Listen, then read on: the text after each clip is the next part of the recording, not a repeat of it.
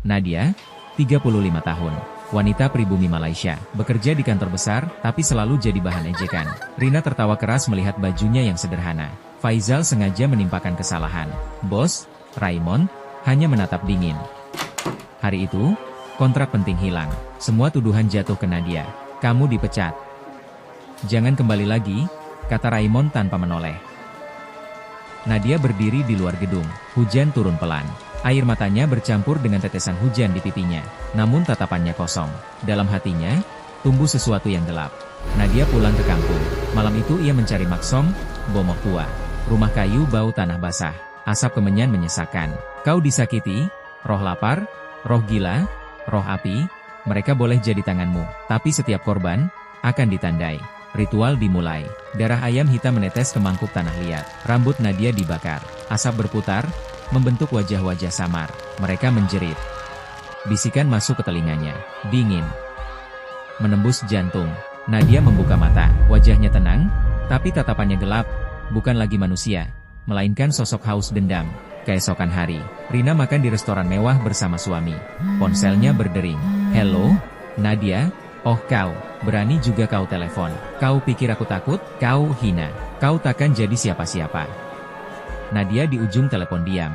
Senyum dingin di wajahnya. Ia menutup telepon. Beberapa menit kemudian, Rina makan lebih cepat. Tangan tak berhenti menyuap. Matanya panik. Perutnya menggelembung. Kenapa? Aku tidak bisa berhenti makan dan mulutnya terus menelan dan sangat lapar. Akhirnya Rina jatuh ke lantai kekenyangan dan tubuh kejang-kejang. Dan berhenti bernafas. Malam itu, Nadia bermimpi. Rina muncul dengan wajah penuh darah. Tertawa nyaring. Nadia terbangun. Keringat dingin. Tapi senyum tipis muncul di bibirnya. Seminggu kemudian, basement parkir kantor. Lampu neon berkelip. Suara tikus dari saluran air. Faizal muncul di basement dan mendapat panggilan telepon dari Nadia. Nadia, kau pikir aku peduli? Kau patut bersyukur aku masih mau tegur kau. Kau cuma sampah. Nadia di ujung telepon diam. Senyum dingin di wajahnya. Ia menutup telepon. Ritual dimulai. Malam itu Nadia memanggil arwah gelap untuk membantunya. Sihir gelap menguasai pikirannya. Faizal jatuh terduduk di teror ilusi. Mereka mahu bunuh kau? Bisikan itu menembus kepalanya. Faizal terhuyung.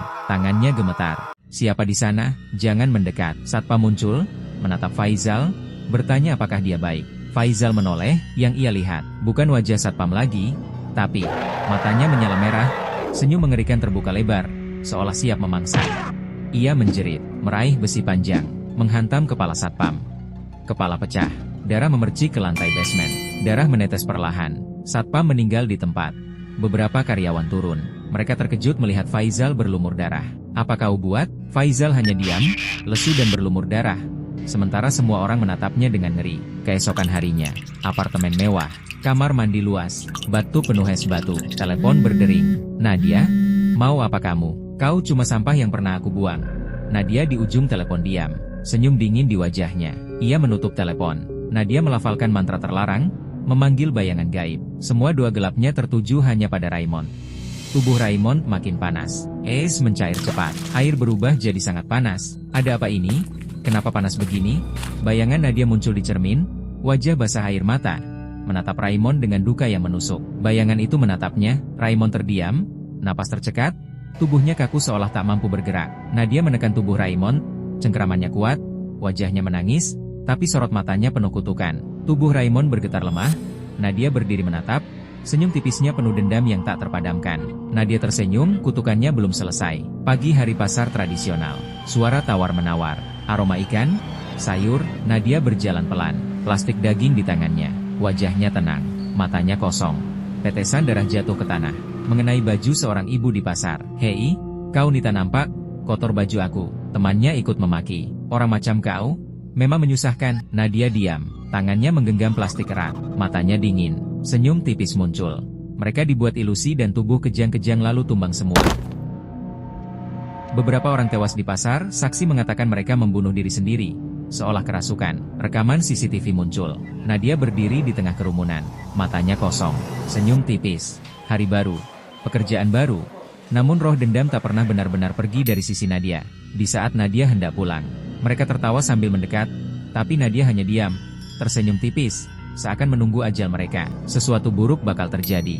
Dengan senyum tipis, Nadia meninggalkan lift, sementara dua pria itu terkapar, tubuh mereka kejang sekarat. jika kalian menyukai video ini. Kalau suka video ini, klik like, tinggalkan komentar, dan subscribe ya. Untuk video-video seru lainnya, sampai jumpa di episode berikutnya.